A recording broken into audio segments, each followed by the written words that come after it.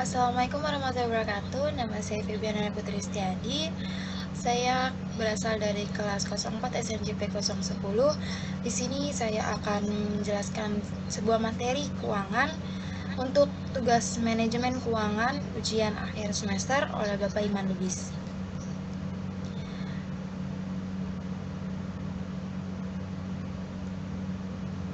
Sebelumnya, di sini saya akan menjelaskan beberapa materi keuangan yang telah saya pelajari di semester kedua ini. Yang pertama, ada manajemen risiko investasi,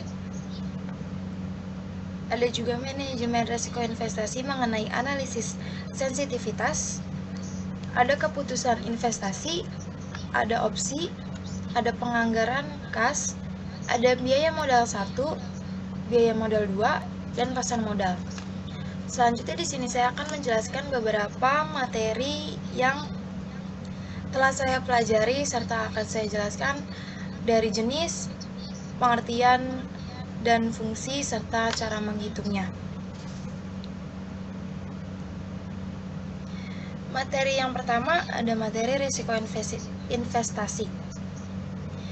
Jika dulu investasi kesannya hanya bisa dilakukan oleh orang-orang yang ahli dan memiliki modal besar, sekarang investasi sudah semakin beragam, semakin banyak bisa dilakukan oleh siapa saja. Meski begitu, untuk memilih instrumen investasi yang tepat, ada beberapa faktor yang mempengaruhi investasi yang harus diperhatikan. Salah satu faktor penentu investasi adalah sebuah risiko atau risiko. Setiap investor memiliki kecenderungan yang berbeda-beda terhadap risiko yang bersedia mereka tanggung. Risiko investasi itu sendiri adalah kondisi di mana investor berpotensi mengalami kerugian dari aktivitas investasi, dengan kata lain keuntungan atau imbal hasil yang diharapkan dari investasi tidak sesuai. Dalam hal ini, risiko investasi berbanding lurus dengan imbal hasil investasi. Dalam risiko ini terdapat menjadi dua. Yang pertama, ada risiko apa saja yang dihadapi investor ketika melakukan investasi. Yang pertama, ada risiko sistematis atau systematic risk. Terdapat beberapa risiko sistematis yang dapat dijabarkan. Antara lain ada risiko suku bunga, risiko inflasi, risiko nilai tukar mata uang, dan risiko komoditas. Risiko suku bunga adalah harga dari meminjam uang atau biaya uang, biasanya dinyatakan dalam persentase. Suku bunga ini berfluktuasi dari waktu ke waktu. Nah, risiko suku bunga adalah sebuah risiko yang muncul karena fluktuasi suku bunga. Contohnya sebuah kasus risiko investasi adalah investasi pembiayaan seperti peminjaman atau investasi obligasi. Investasi jenis ini biasanya akan memburuk karena peningkatan suku bunga. Risiko ini diakibatkan oleh adanya perubahan suku bunga sehingga akan mempengaruhi pendapatan investasi. Misalnya, jika suku bunga meningkat, harga obligasi berbunga tetap akan turun. Demikian juga sebaliknya, risiko suku bunga umumnya diukur dengan jangka waktu obligasi. Contohnya, suku bunga obligasi adalah 8-10%. Namun, kemudian pemerintah mengeluarkan suku retail yang memiliki suku bunga hingga 12%. Dengan begitu, investor akan lebih menyukai suku retail ini. Salah satu pertimbangan pentingnya adalah suku bunga saat ini yang dipengaruhi oleh suku bunga Federal Reserve Bank Sentral Negara Amerika Serikat yang membebankan biaya kepada bank lain untuk meminjam uang. Federal Reserve biasanya reaktif terhadap ekonomi dan lingkungan suku bunga. Setelah ada risiko suku bunga, maka ada risiko inflasi. Apa itu risiko inflasi? Risiko inflasi atau yang biasa disebut dengan risiko daya beli adalah peluang bahwa arus kas dari investasi tidak akan bernilai sebanyak saat ini di masa depan karena perubahan daya karena inflasi. Perubahan daya beli karena inflasi. Risiko ini memiliki potensi yang merugikan daya beli masyarakat terhadap investasi dikarenakan adanya kenaikan rata-rata dari harga konsumsi. Risiko inflasi adalah risiko yang diambil oleh investor saat memegang uang tunai atau berinvestasi dalam aset yang tidak terkait dengan inflasi. Risikonya adalah bahwa nilai tunai akan berkurang oleh inflasi. Sebagai contoh, jika seorang investor memegang 40% dari portofolio tunai sebesar 10 juta rupiah dan inflasi berjalan pada 5%, nilai tunai portofolio akan kehilangan sebesar 2 juta rupiah per tahun. Dan 10 juta dikali dengan 0,4 dan dikali dengan 0,5, maka akan terjadinya inflasi. Selanjutnya ada resiko nilai tukar mata uang atau falas. Risiko falas atau valuta asing adalah sebuah risiko yang disebabkan oleh perubahan kurs valuta asing di pasaran yang tidak sesuai lagi dengan yang diharapkan, terutama pada saat dikonversi dengan mata uang domestik. Risiko jenis ini berkaitan dengan sebuah fluktuasi nilai tukar rupiah terhadap mata uang negara lain. Pada umumnya, risiko jenis ini juga disebut sebagai currency risk atau exchange rate risk. Sebagai contoh, investor ingin menanamkan investasi yang mengharuskan menggunakan mata uang dolar Amerika Serikat di saat yang sama. Kurs rupiah terhadap dolar Amerika Serikat lemah sehingga investor harus mengeluarkan rupiah dengan jumlah yang lebih banyak dibandingkan ketika nilai rupiah menguat. Untuk menguatkan dolar terhadap rupiah bisa memberikan kerugian. Investasi yang erat kaitannya menggunakan mata uang sebagai aset adalah investasi forex. Bagaimana risiko investasi forex saat pandemi? Faktanya tidak seperti aset investasi lainnya. Forex tidak mengalami guncangan dalam dan tetap menguntungkan pada trader dan investor. Setelah beberapa resiko yang telah saya bacakan, masih terdapat banyak resiko sistematis lainnya. Yang terakhir atau ada lagi itu adalah resiko komoditas. Apa itu resiko komoditas? Resiko komoditas adalah resiko yang disebabkan oleh perubahan harga komoditas tertentu karena berbagai faktor.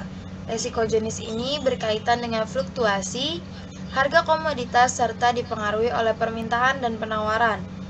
Investasi komoditas biasanya dilakukan melalui perusahaan pialang berjangka atau broker. Selain dengan risiko sistematis atau sistematis yang telah saya jelaskan, ada risiko nilai tukar mata uang, risiko komoditas, risiko suku bunga, risiko inflasi. Risiko-risiko tersebut juga terdapat dalam beberapa faktor mempengaruhi nilainya mata uang atau nilainya investasi ke depannya. Investasi akan berkembang jika risiko itu dapat diminimalisir. Sekarang yang akan saya bahas adalah risiko mengenai tentang tidak sistematis atau unsystematic risk. Yang tadi saya bahas adalah yang pertama risiko sistematis. Sekarang saya akan membahas tentang risiko tidak sistematis. Apa sajakah risiko tidak sistematis? Yang pertama ada risiko likuiditas. Apa itu risiko likuiditas? Adalah sebuah risiko yang muncul akibat kesulitan menyediakan uang tunai dalam jangka waktu tertentu. Misalnya, suatu pihak tidak dapat membayar kewajiban yang jatuh tempo secara tunai. Risiko investasi ini sering dialami oleh industri perbankan, meskipun pihak tersebut memiliki aset yang cukup bernilai untuk melunasi kewajiban. Tetapi ketika aset tersebut tidak bisa dikonversi segera menjadi uang tunai, maka aset tersebut dikatakan tidak liquid. Hal ini bisa terjadi jika pihak debitur tidak dapat menjual hartanya karena tidak adanya pihak di pasar yang berminat membelinya. Hal ini berbeda dengan penurunan drastis harga aktiva, karena pada kasus penurunan harga, pasar berpendapat bahwa aktiva tersebut tidak bernilai. Tidak adanya pihak yang berminat menukar atau membeli aktiva kemungkinan hanya disebabkan karena kesulitan mempertemukan kedua belah pihak. Maka dari itu, resiko likuiditas biasanya lebih besar kemungkinan terjadi pada pasar yang baru tumbuh atau bervolume kecil. Resiko jenis ini memiliki kaitan dengan percepatan dari sekuritas yang diterbitkan oleh pihak perusahaan yang bisa diperdagangkan di ranah pasar sekunder. Selain risiko likuiditas, terdapat risiko tidak sistematis lainnya, yaitu risiko reinvestment, atau risiko ini merupakan risiko yang terjadi pada penghasilan dari suatu aset keuangan yang mengharuskan perusahaan untuk melakukan aktivitas reinvest. Jadi, ketika hendak melakukan reinvest, perusahaan harus benar-benar memahami apa itu reinvest serta bagaimana cara agar bisa mengatur atau mengelola risiko investasi ini. Selanjutnya, setelah ada risiko finansial, risiko ini terkait dengan struktur pendanaan yang dilakukan oleh sebuah perusahaan. Sumber pendanaan perusahaan bisa dari pemegang saham, dalam bentuk saham atau biasanya dalam bentuk saham biasa atau saham preferen, atau melalui pinjaman jangka pendek dan jangka panjang. Ketika perusahaan banyak menggunakan pendanaan dengan utang atau saham preferen yang cenderung punya kewajiban tetap, maka perusahaan dianggap lebih berisiko, dikarenakan perusahaan tersebut harus wajib membayar utang tersebut setelah kontrak, atau bisa dibilang apabila sebuah perusahaan tersebut memiliki saham preferen atau utang sebanyak 3 bulan ke depan yang akan dibayarkan, maka setiap pemasukan perusahaan akan dibayarkan setengahnya atau 10%-nya untuk dimasukkan ke dalam pembayaran saham preferen atau utang.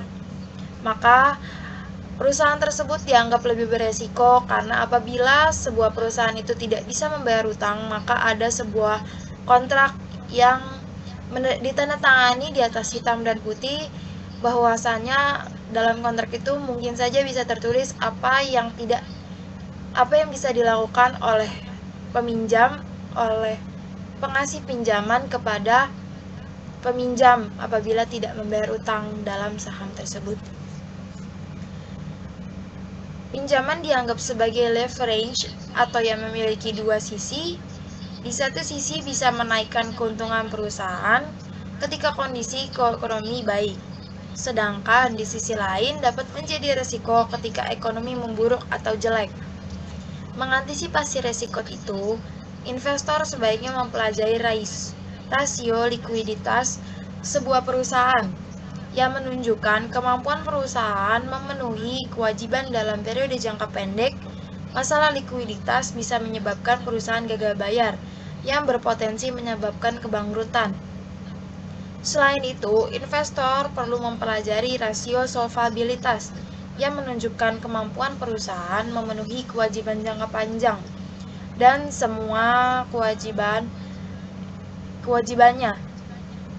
Investor yang tidak menyukai resiko investasi saham bisa memilih saham dengan leverage rendah, atau artinya bisa memiliki resiko yang lebih rendah, seperti misalkan tadi ada di resiko komoditas atau likuiditas.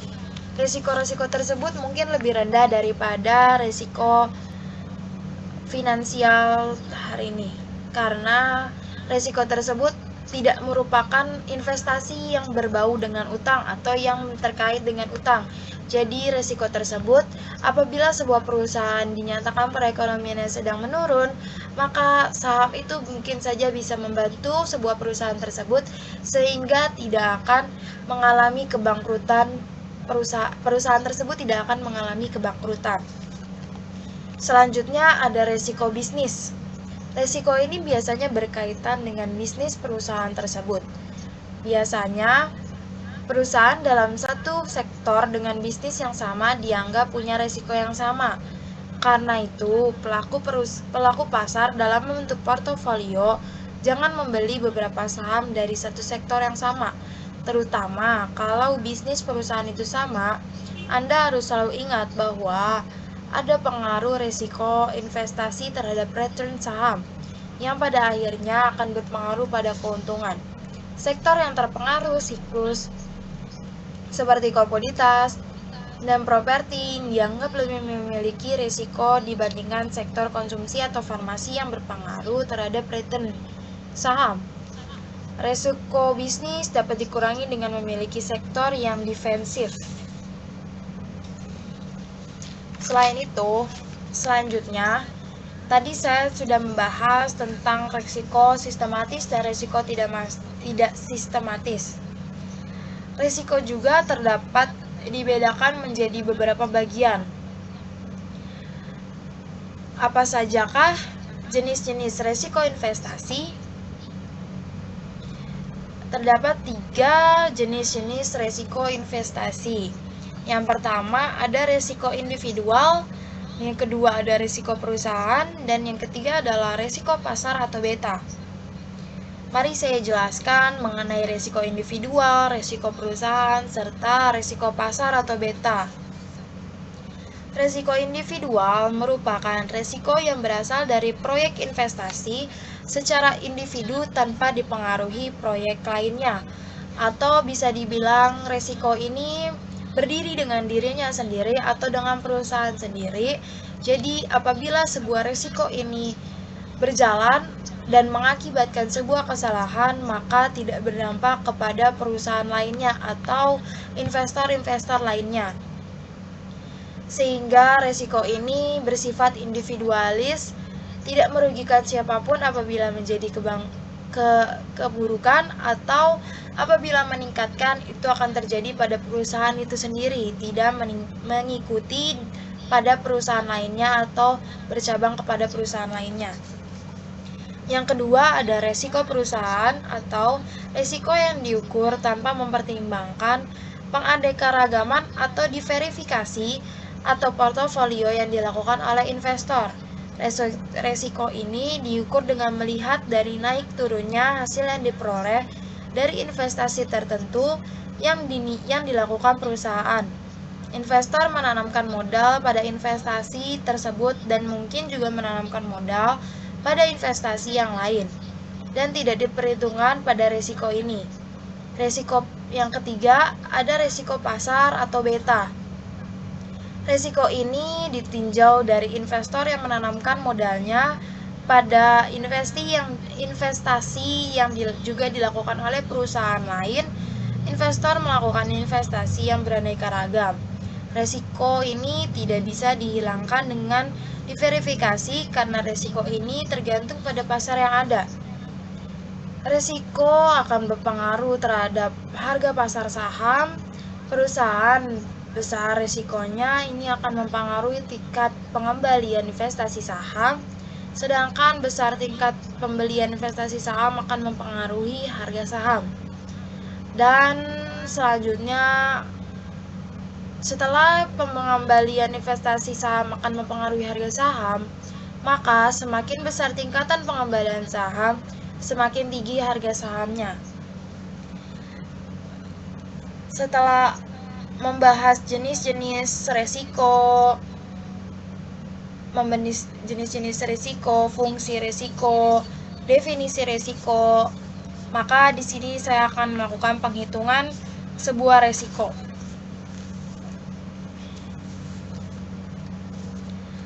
Penghitungan sebuah risiko Di sini terdapat latihan soal atau tugas dari proyek investasi R dan T.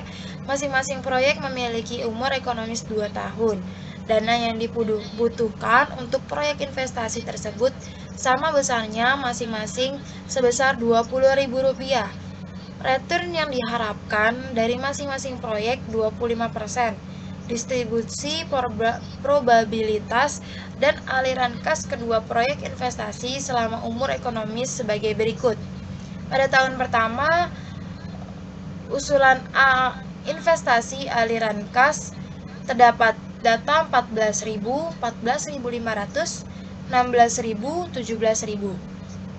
Sedangkan probabilitasnya ada di 0,2, 0,30, 0,40, 0,10. Selanjutnya usulan investasi tahun pertama pada aliran kas T yaitu ada 11.000, 12.000, 12.500, dan 13.500.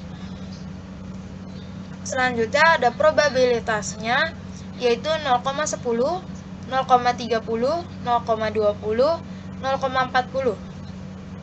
Pada tahun kedua, dijelaskan pula usulan investasi aliran kasnya terdapat pada data R 14.500, 15.000, 17.000, dan 18.000. Selanjutnya pada data R probabilitas terdapat angka atau sebesar 0,15, 0,25, 0,30, dan 0,30. Usulan investasi tahun kedua pada data T selanjutnya yaitu adalah 16.500, 17.000, 18.500, 20.000. Selanjutnya probabilitas pada data T adalah 0,25, 0,25, 0,40, dan 0,10. Lalu ada soalnya dari informasi di atas, hitung aliran kas proyek investasi R dan T selama umur ekonomis dan hitung pula resiko proyek tersebut. Di sini sudah terdapat hasil dari perhitungan tahun ke-1 dan tahun kedua. Penyelesaian tahun ke-1 disesuaikan EV sama dengan EVI dikali PI. Pada tahun pertama untuk proyek R 14.000 dikalikan dengan 0,20 sama dengan 2.800. Selanjutnya ada data 14.500 dikali 0,30 sama dengan 4.350. Selanjutnya ada 16.000 dikali 0,40 sama dengan 6.400. Dan 17.000 dikalikan 0,10 adalah 1.700. Maka nilai yang diharapkan pada EVR sama dengan 15.250. Untuk proyek T terdapat 11.000 dikali 0,10 sama dengan 1.100, 12.000 dikali 0,30 sama dengan 3.600, 12.500 dikali 0,20 sama dengan 2.500, 13.500 dikali 0,40 sama dengan 5.400. Jadi nilai yang diharapkan untuk proyek T adalah EVT yaitu 12.600. Lalu selanjutnya kita akan membahas tentang deviasi standar aliran kas investasi pada proyek P di tahun pertama dan pada proyek T di tahun kedua. Ada penghitungannya 14.000 dikurang 15.250 di dalam kurungin di akar dikalikan 0,20 lalu mendapatkan hasil 312.500. Selanjutnya kita lakukan hal yang sama dengan 14.500 dikurang 15.250 di akar 2 lalu dikalikan dengan 0,30, lalu kita akan mendapatkan 168 di koma 750. Selanjutnya kita akan menghitung 16.000 dikurang 15.250 di akar 2 dikalikan 40, maka kita akan mendapatkan hasil 225.000. Selanjutnya ditambah dengan 17.000 dikurang 15.250 di akar 2 dikalikan dengan 10, maka kita akan mendapatkan 306.250. Hasil dari 312.500, 168.750, 222.306.250, maka hasil-hasil tersebut kita tambahkan dan mendapatkan hasil sebesar 1.012.500. Lalu kita bagi dan mendapatkan hasil, kita akan mendapatkan hasil 1006,23 dibulatkan menjadi 1006. Selanjutnya kita akan membahas tentang deviasi standar aliran kas proyek T pada tahun pertama. Tadi kita telah membahas proyek P yang mendapatkan hasil 1006. Lalu kita sekarang akan membahas tentang proyek T pada tahun pertama. Menggunakan cara yang sama. Yang pertama ada 11.000 dikurang 12.600 di pangkat 2 dikalikan dengan 0,10, maka kita akan mendapatkan hasil 256.000. Ditambahkan lagi dengan 12.000 dikurang 12.600 di akar 2 di pangkat 2 dikali 0,3, maka kita akan mendapatkan 108.000. Lalu kita hasilkan lagi 12.500 dikurang 12.600 di pangkat 2 dikalikan 0,20, maka kita akan mendapatkan angka sebesar 2.000. Selanjutnya ada 13.500 dikurang 12.600, maka kita akan mendapatkan 324.600. 13.500 dikurang 12.600 di pangkat 2 dikalikan dengan 0,4, maka kita akan mendapatkan 324.600. Setelah itu 256, 108, 2.000, 324.600 kita tambahkan, lalu kita akan mendapatkan hasil 690.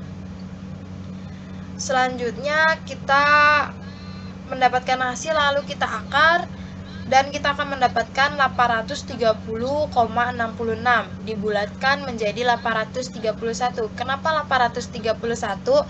Dikarenakan koma yang di belakang, angka di belakang komanya merupakan lebih dari 5. Desimalnya merupakan lebih dari 5 yang artinya bisa dibulatkan menjadi angka lebih satu atau lebih di atas. Misalkan 680,5, maka hal tersebut hanya bisa menjadi 680,5 karena angka tersebut 5-nya di belakang 5 itu tidak di atas, desimal itu tidak di atas 5. Kalau desimal itu 680,6, maka desimal tersebut bisa menjadi 681.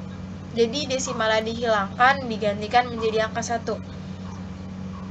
Selanjutnya, kesimpulannya setelah dilakukan perhitungan dengan standar penyimpangan, ternyata penyimpangannya proyek R sebesar Rp1.006 dan penyimpangan proyek T sebesar Rp831. Hal ini berarti penyimpangan proyek R lebih besar dari proyek T.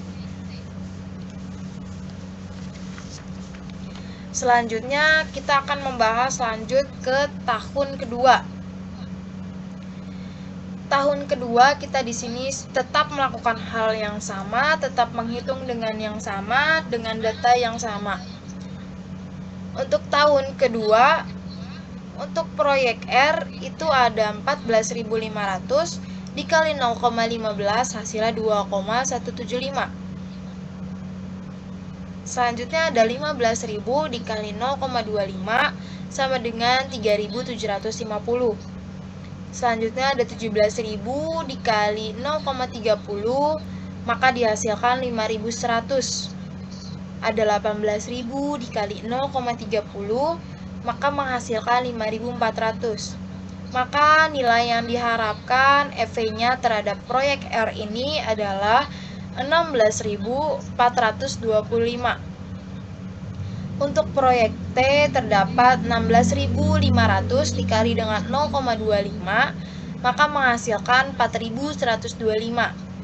Terdapat juga 17.000 dikali 0,25 maka menghasilkan 4.250. Lanjut, kita akan mengalihkan 18.500 dikali 0,40 maka akan menghasilkan 7.400. Selanjutnya ada 20.000 dikali 0,10 maka menghasilkan 2.000. Maka nilai yang diharapkan pada proyek T ini adalah sebesar 17.775. Deviasi standar aliran kas investasi proyek R untuk tahun kedua ini sama kita lakukan dengan proyek pada tahun pertama. Mau dari proyek R, mau dari proyek T, itu sama kita lakukan. Dikurang, ditambah, dikali, dan dipangkatkan lalu dibagi 2. Atau di kuadrat,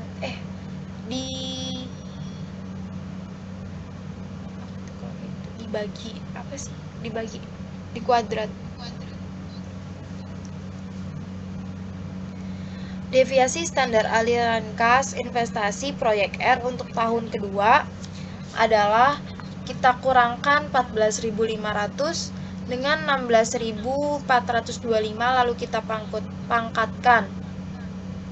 Dikalikan dengan 0,15 maka mendapatkan hasil 555,844. Lalu kita akan menghitung 15.000 dikurang 625 dipangkatkan 2 dikali dengan 0,25 maka kita akan mendapatkan 507.656. Selanjutnya kita akan menghitung 17.000 dikurang 16.425 dipangkatkan 2 dikalikan dengan 0,30 maka kita akan mendapatkan 99,188.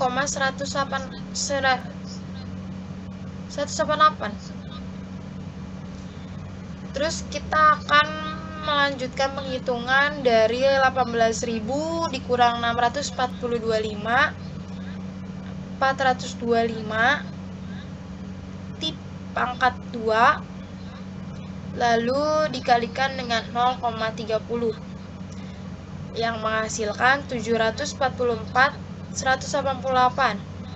Setelah itu kita jumlahkan lagi lalu kita bagi dengan jumlah tersebut kita bagi lalu atau kita kuadratkan lalu kita akan mendapatkan 1380,89. Hal ini dibulatkan lagi karena kita bisa melihat di belakang desimal itu adalah angka 89 yang berarti lebih dari 5. Artinya angka tersebut bisa kita bulatkan menjadi angka 1 sehingga menjadi 1381. Selanjutnya ada deviasi standar aliran kas investasi proyek T pada tahun kedua. Terdapat 16.500 dikurang 1775 dikuadratkan atau dipangkat 2 dikalikan dengan 0,25 maka menghasilkan 406,406. Selanjutnya ada 17.000 dikurang 17.775 dikuadratkan dikali dengan 0,25 maka akan menghasilkan 156. Selanjutnya akan ada penghasilan 18.500 dikurang 17.775 di pangkat 2 dikalikan dengan 0,40, maka kita akan mendapatkan 210,250.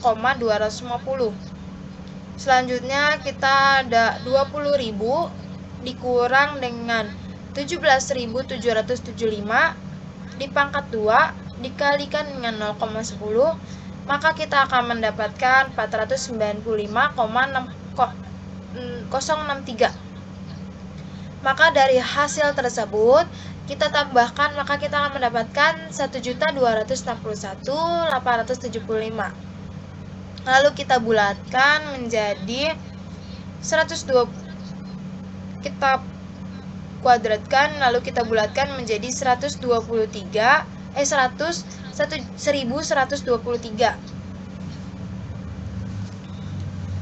Setelah dilakukan perhitungan dengan penyimpangan pada tahun kedua, ternyata penyimpangan proyek R pada tahun kedua ini masih lebih besar daripada proyek T, yaitu dengan sebesar proyek R ini sebesar 1.381, sedangkan proyek T itu sebesar 123. Berarti penyimpangan ini terjadi lebih besar tetap di proyek R daripada di proyek T. Ini merupakan penghitungan dari risiko investasi. Selanjutnya saya akan menjelaskan tentang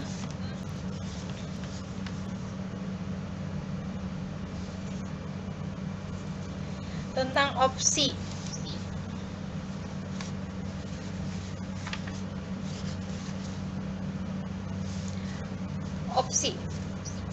Ada pengertian opsi. Opsi merupakan pemberian hak kepada pemegangnya atau pembeli untuk melakukan suatu pada waktu yang telah ditentukan sesuai dengan perjanjian yang tertera dalam opsi tersebut. Ada dua opsi lazim yang dikenal di pasar modal, yaitu opsi Eropa. Apa sih opsi Eropa? Opsi Eropa adalah apabila saat untuk memperoleh hak ditetapkan pada titik waktu tertentu. Misalnya, tanggal pemegang opsi hanya bisa memperoleh haknya pada tanggal tersebut. Jadi, contohnya ini adalah apabila kita berjanjian kepada sebuah pembeli atau sebuah penjual apapun itu, kita berjanjian terlebih dahulu untuk melakukan akad atau melakukan sah jual beli. Namun sahnya jual beli dilakukan sesuai dengan janji yang telah kita tentukan. Misalkan kita berjanji kepada penjual itu untuk bertemu penjual itu dan membeli barangnya pada tanggal 4 Juli 2022. Lalu akan dilakukan akad atau pembelian tersebut pada tanggal itu juga, atau persetujuan pembeliannya hanya boleh dilakukan pada tanggal itu juga. Dan apabila pembeliannya tersebut sudah lewat atau saat kita bertemu orang tersebut lalu kita tidak menyukai barang itu, maka penawaran-penawaran yang telah kita lakukan sebelumnya tidak bisa lagi diajukan di tanggal sesudah 4 Juli 2022 dikarenakan tanggal tersebut memang untuk mensahkannya penjualan tersebut dari pembeli kepada penjual ataupun dari penjual kepada pembeli. Untuk mendapatkan akad lah ya, istilahnya secara singkatnya itu untuk mendapatkan akad, dan penawaran sebelumnya itu hanya bisa dilakukan pas tanggal 4 Juli 2022 dan tidak bisa dilakukan setelahnya. Ada juga opsi dari Amerika. Opsi ini adalah bila saat memperoleh hak ditetapkan dalam periode waktu tertentu sampai titik tertentu. Opsi ini tuh merupakan opsi lebih leluasa dibandingkan dengan opsi Eropa. Mengapa demikian? Karena opsi ini seperti contoh sistem penjualan pre-order. Jika kita membeli suatu barang dengan jangka waktu tertentu, maka kita masih bisa membatalkan barang tersebut. Namun, mungkin ada pendepean terlebih dahulu atau pembayaran terlebih dahulu yang dilakukan di awal saat pemesanan pre-order ini. Sebenarnya ada baik buruknya sih dalam penggunaan opsi Amerika maupun opsi Eropa. Mungkin dalam opsi Eropa ini ketika setelah tanggal tersebut kita tidak bisa memakai penawaran-penawaran sebelumnya. Namun di saat opsi Amerika ini juga kita bisa kehilangan uang tapi kita tidak mendapatkan barang apabila itu terjadi saat kita melakukan pembatalan, karena ini mungkin yang bisa saya jelaskan ini merupakan sistem pre-order yang kita memesan terlebih dahulu, lalu kita membayarkan setengah, setelah itu baru kita mendapatkan barangnya. Setelah kita tahu barangnya baru kita bisa membayar full. Atau apabila kalau misalkan kita tidak membayar pun itu ada perjanjian tersendiri, mungkin lebih besar kalau kepada perusahaan atau investor lainnya.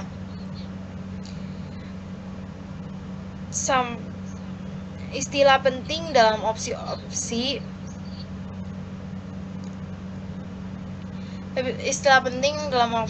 adalah investor, yaitu mereka yang membeli saham yang diterbitkan emiten. Emiten adalah sebuah pengguna dana. Penerbit adalah investor yang menerbitkan opsi. Jatuh tempo adalah waktu yang disepakati kedua investor untuk melaksanakan haknya. Harga jatuh tempo adalah harga yang ditawarkan oleh penerbit kepada investor apabila investor menggunakan haknya. Calls option atau opsi call, ONC. Penerbit memberikan hak untuk membeli saham yang menjadi jaminan dengan harga dan waktu tertentu. Puts option, opsi puts, OP, atau yang biasa juga bisa dikenal dengan penerbitnya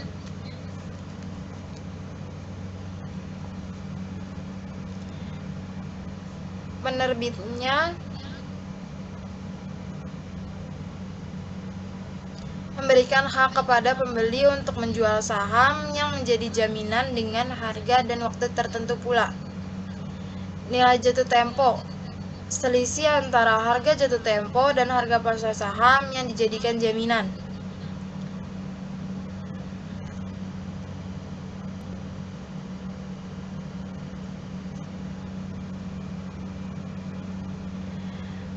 Nilai jatuh tempo, NC, harga pasar tersebut dikurangi harga jatuh tempo.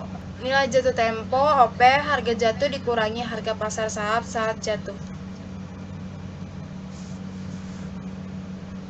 Selanjutnya ada contoh soal opsi. Di sini terdapat harga saham saat perolehan 10 juta, harga jatuh tempo C terdapat 16 juta, harga jatuh tempo OP terdapat 19 juta, harga pasar saham jatuh tempo 18 juta. Maka OC-nya itu didapatkan dari nilai jatuh tempo sama dengan harga saham dikurang dengan harga jatuh tempo, yaitu 18 juta dikurang dengan 16 juta, maka menghasilkan 2 juta. Maka harga nilai jatuh temponya adalah 2 juta. Selanjutnya ada OP, nilai jatuh temponya yaitu nilai jatuh tempo dikurangi harga pasar saham, yaitu 19 juta dikurang dengan 18 juta sama dengan 1 juta. Selanjutnya, maka dari contoh di atas diketahui ONC di atas mempunyai nilai jatuh tempo sebesar 2 juta jika di pasar OC dan dijual dengan harga 2.500.000, maka OC tersebut menghasilkan premium sebesar 500.000 atau keuntungannya sebesar 500.000 jika dijual lebih di pasar premium.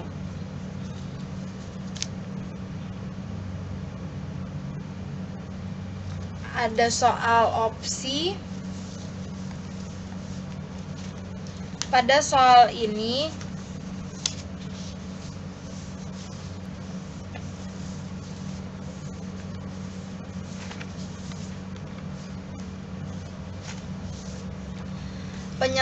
ada harga saham sebesar 200 per Rp200 per lembar saham, dan tahun yang akan datang mungkin akan meningkat 10% atau turun 20%.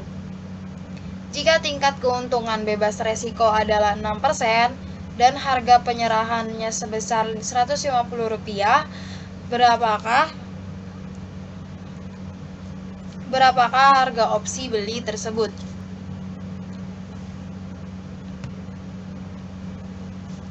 Berapakah harga opsi beli tersebut? Maka di sini kita melakukan penghitungannya. Ada harga sahamnya sama dengan 200.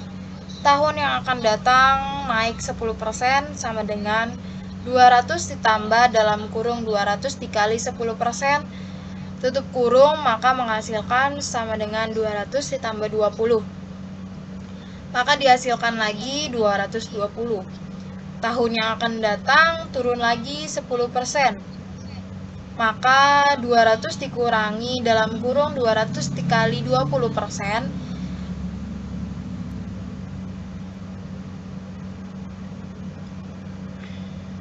sama dengan 200 dikurangi dengan 40.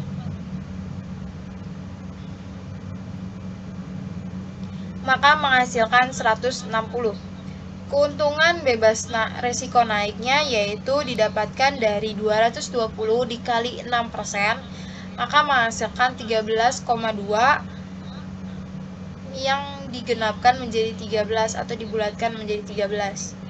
Selanjutnya ada keuntungan bebas resiko turun, yaitu ada 160 dikali 6% sama dengan 9,6 dikurangi 10.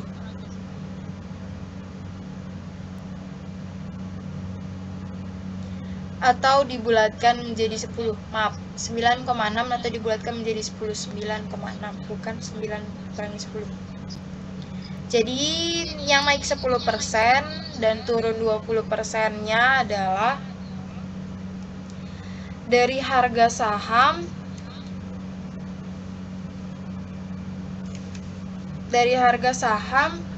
itu yang naik 10%-nya ada 220 dan turun 20%-nya itu ada 160.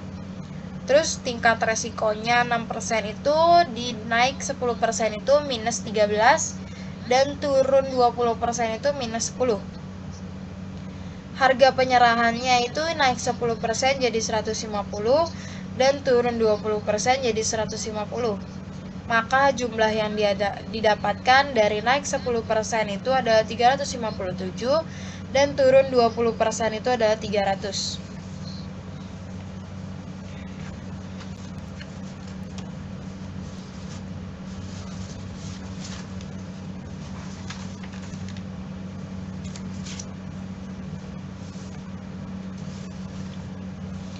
Selanjutnya kita akan membahas mengenai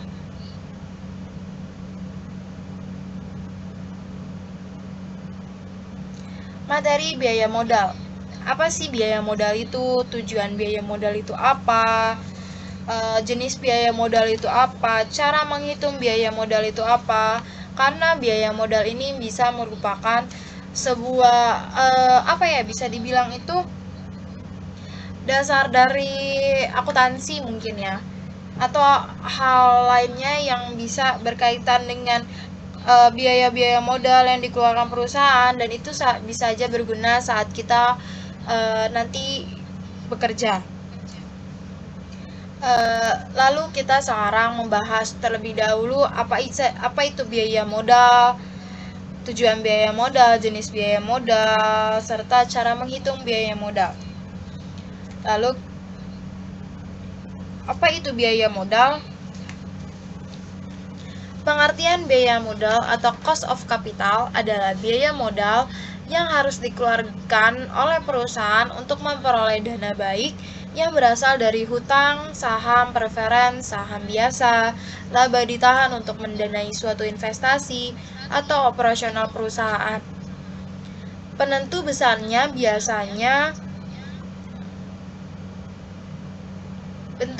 biaya modal ini dimaksudkan untuk mengetahui berapa besarnya biaya yang harus dikeluarkan perusahaan untuk memperoleh dana yang diperlukan. Cost of capital atau biaya modal biasanya menentukan tingkat pengembalian yang diperlukan untuk membujuk investor untuk membiayai proyek penganggaran modalnya.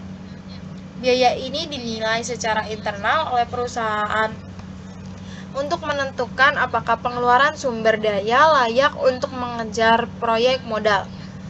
Investor menilai biaya modal untuk menentukan risiko yang terkait dengan menginvestasikan uang ke dalam proyek modal. Biaya modal atau cost of capital menurut para ahli adalah otoritas jasa keuangan atau biaya modal atau cost of capital adalah tingkat pendapatan yang diperoleh dari suatu bisnis apabila bisnis tersebut memilih investasi lain dengan tingkat risiko yang berimbang. Dengan kata lain, biaya modal merupakan biaya kesempatan hilangnya opportunity cost, atau yang opportunity cost itu hilangnya kesempatan, dan dana yang digunakan untuk investasi lain.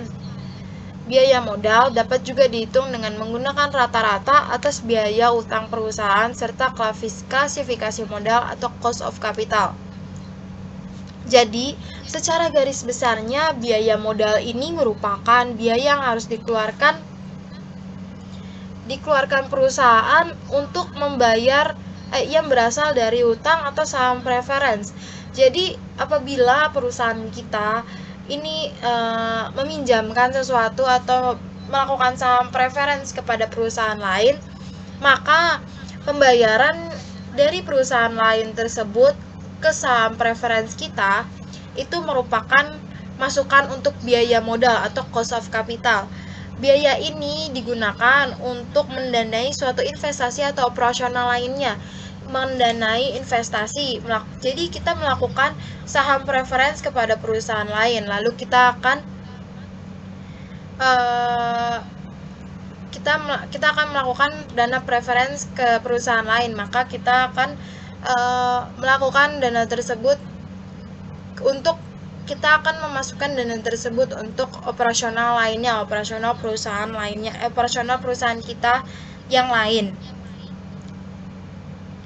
Selanjutnya ada tujuan biaya modal. Setelah kita mengerti tentang apa itu biaya modal, secara garis besarnya cost of capital itu adalah tingkat pengembalian atau biaya yang harus dikeluarkan perusahaan dalam yang berasal dari biaya hutang atau untuk dikembalikan lagi menjadi operasional perusahaan.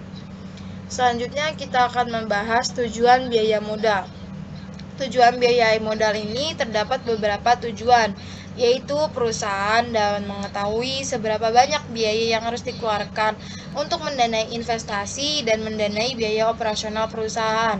Jadi, perusahaan dalam biaya modal ini kita bisa memilah-milah antara biaya investasi atau biaya modal lainnya. Biaya modal lainnya atau biaya operasional perusahaan lainnya yang memang tidak memungkinkan untuk terus-terusan dimasukkan ke dalam sebuah pemasukan atau sebuah beban perusahaan. Jadi operasional perusahaan ini bukanlah yang memang harus dibayarkan tiap bulannya oleh perusahaan, seperti beban gaji, beban listrik. Itu bukan dari biaya modal, tetapi itu dari biaya lainnya.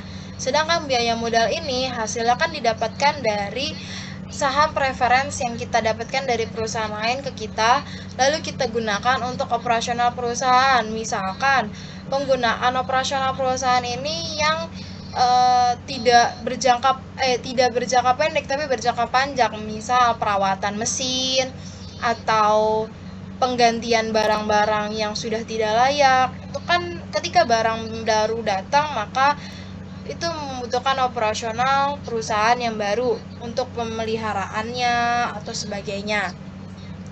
Selanjutnya, untuk mendanai investasi ke depannya, membiayai operasional perusahaan, maka tujuan biaya modal adalah memaksimalkan nilai perusahaan dengan cara meminimumkan biaya-biaya yang dikeluarkan oleh perusahaan. Jadi, ketika perusahaan sedang dalam bisa dibilang bukan masa tenggang ya, apa sih kalau perusahaan itu mungkin di ambang-ambang kali ya, di ujung tanduknya gitu, ketika perusahaan antara mau bangkrut atau tidak sebuah perusahaan itu, maka biaya modal ini bisa menjadi cadangan untuk membiayai perusahaan ke depannya. Seperti yang tadi saya bilang, biaya modal itu bukan penggunaannya bukan untuk operasional perusahaan yang secara rutin, tapi penggunaan operasionalnya yang secara berkala atau secara tidak terus-menerus itu. Jadi biaya modal ini mungkin bisa jadi menjadi tabungan perusahaan apabila sebuah perusahaan itu terjadi di ambang-ambang ketika mereka sudah tidak mendapatkan investor, mereka sedang mendapatkan masalah atau musibah lainnya, itu bisa meminimumkan biaya dari biaya modal atau operasionalnya dari biaya modal. Jadi beban-beban itu kita ganti dengan biaya modal ketika memang di saat suatu yang genting. Lanjut, ada tujuan biaya modal, yaitu mempermudah penentu keputusan penting seperti leasing dan modal kerja lainnya yang dilakukan oleh perusahaan. Lalu ada jenis biaya. Jenis biaya itu terdapat dua jenis, yaitu biaya individu dan biaya keseluruhan. Biaya individu itu ada apa aja sih? Karena biaya individu ini tidak hanya ada biaya untuk perusahaan itu sendiri, tapi melainkan biaya ini juga ada untuk hal-hal lainnya yang harus dibahas dalam ini. Mari saya jelaskan. Biaya individu itu biaya modal yang terdiri dari biaya modal utang perniagaan, biaya modal dari utang jangka pendek, biaya modal dari utang wesel, biaya modal dari obligasi, biaya modal laba ditahan, dan biaya modal dari penggunaan saham preferen. Biaya hutang jangka pendek apa sih? Biaya hutang jangka pendek ini sama seperti hutang yang jangka waktunya kurang dari 1 tahun. Contohnya seperti hutang perniagaan, hutang wesel, dan kredit jangka pendek dari bank. Biaya saham preference itu apa? Adanya biaya real yang harus dibayarkan jika perusahaan menggunakan dana dengan menjual saham preference. CPS diperhitungkan sebesar tingkat keuntungan yang disyaratkan oleh investor pemegang saham. Tingkat keuntungan yang diharapkan oleh investor menjadi biaya yang harus ditanggung dan modal saham ini mempunyai sifat campuran antara hutang dan saham biasa. Biaya saham biasanya atau biaya sendiri, biaya saham biasa atau biaya saham sendiri atau ekuitas adalah biaya yang dikeluarkan perusahaan untuk memperoleh dana dengan jual saham, biasanya dengan laba ditahan untuk investasi. Perusahaan dapat membagikan laba setelah pajak yang diperoleh sebagai dividen atau menahannya dalam bentuk laba ditahan, kemudian digunakan investasi kembali dan diperhitungkan biaya dan pada modalnya. Selanjutnya ada yang jenis kedua, biaya keseluruhan. Apa sih biaya keseluruhan itu? Adalah sebuah biaya yang diperhitungkan atas modal yang digunakan oleh perusahaan, mempunyai konsep secara keseluruhan, overall cost of capital, manfaat dalam penilaian jangka panjang. Contohnya adalah menentukan proyek bagi investasi yang diambil bisa ditentukan dengan membandingkan dari besar modalnya yang dikeluarkan.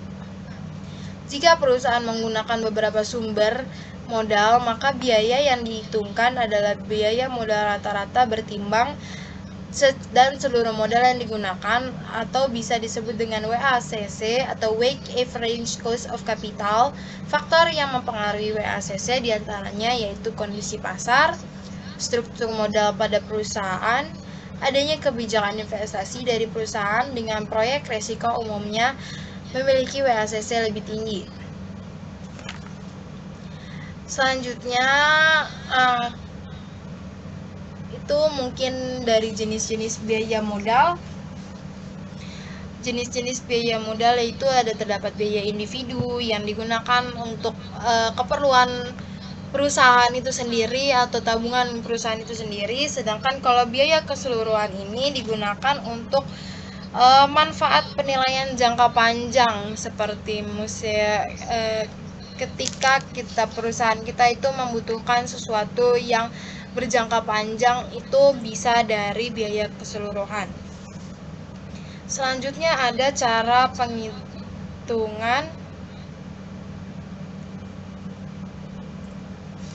menghitung biaya modal atau cost of capital. Untuk menghitung biaya modal rata-rata tertimbang, Anda harus terlebih dahulu menghitung biaya utang dan biaya ekuitas.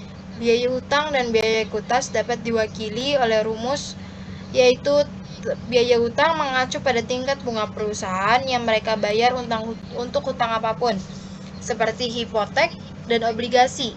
Biaya utang harus dihitung setelah tarif pajak marginal.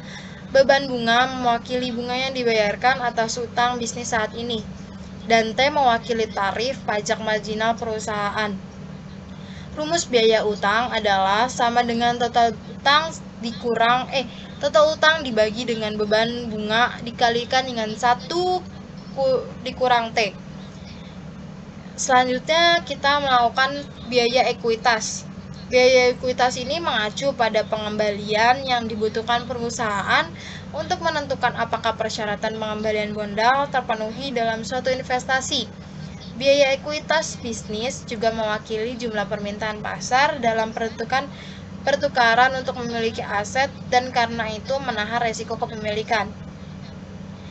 Mengacu pada tingkat pengembalian bebas risiko,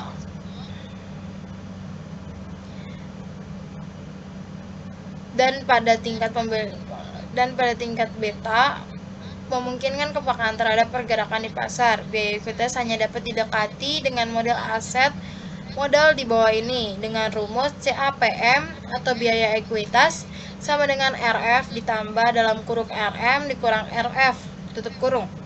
Maka hal tersebut merupakan dari biaya ekuitas. Lalu kita akan menemukan biaya modal atau rata-rata tertimbang. Biaya modal didasarkan pada rata-rata tertimbang dari biaya utang dan biaya ekuitas. Rumusnya yaitu WACC, biaya modal rata-rata tertimbang, sama dengan itu adalah mengacu pada nilai pasar ekuitas perusahaan dibagi V adalah jumlah dari E, dan DRE mengacu pada biaya ekuitas, dikali RE, tutup kurung ditambah D adalah mengacu pada nilai pasar atau utang perusahaan, dikurang V adalah jumlah dari E dan DRE mengacu pada biaya ekuitas, dikali 1 dikurang TC. Berikut itu adalah merupakan cara menghitung biaya modal. Selanjutnya ada contoh soal biaya modal, yaitu perusahaan cendana dalam membiayai proyek investasi menggunakan beberapa sumber dana secara serentak. Jumlah dana dan biaya modal dana tersebut adalah sebagai berikut. Sumber dananya ada obligasi, saham preferen, dan saham biasa. Jumlahnya ada 400 juta, ada 300 juta, ada 900 juta, dan COC-nya ada 21%, 18%, dan 16%. Maka pajak 30%, hitunglah biaya modal rata-rata tertimbang, yaitu dengan memasukkan komposisi dan cost of capital serta rata-ratanya, lalu dijumlahkan, dapatkan dengan biaya modal rata-rata tertimbangnya yaitu 16,5 seperti jawaban di atas. Selanjutnya ada soal ini, PT Subaru merencanakan sebuah proyek investasi yang diperkirakan akan menghabiskan dana sebesar 900 juta. Dana tersebut 100 juta merupakan modal kerja dan sisanya modal tetap dengan nilai resida tahun diperkirakan Unsur ekonomi 5 tahun, proyeksi penjualan selama usia ekonomis diperkirakan sebagai berikut. Tahun pertama, tahun kedua, tahun ketiga, tahun keempat, dan tahun kelima. Tahun pertama ada 450 juta, tahun kedua 500 juta, tahun ketiga 550, tahun keempat 600, tahun kelima 650. Maka terdapat penyelesaian sebagai berikut.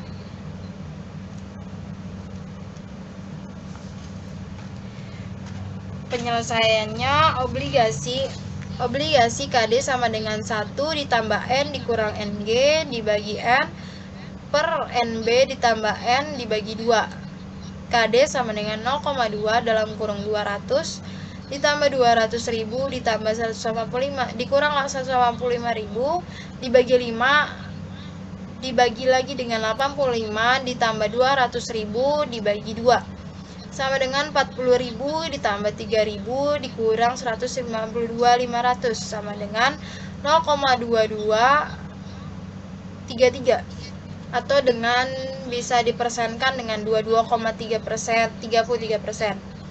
Untuk menyelesaikan biaya modal sebanyak pajak atau KD menjadi biaya modal atas dasar setelah pajak KI, maka diperlukan perhitungan KI sama dengan KD dalam kurung I dikurang T tutup kurung sama dengan 0,223 dikurang 10,030 sama dengan 0,156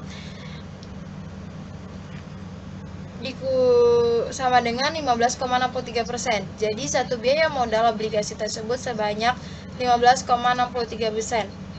Selanjutnya ada saham preference yaitu KP sama dengan DP sama dengan PO. KP sama dengan 1.800 dibagi 17.500 sama dengan 0,149 atau 14,69%. Saham biasa KE sama dengan NI per PO ditambah G KE sama dengan 1.150 dibagi 9.000 ditambah P sama dengan 0,139 ditambah P ditambah 4% sama dengan 17,9%.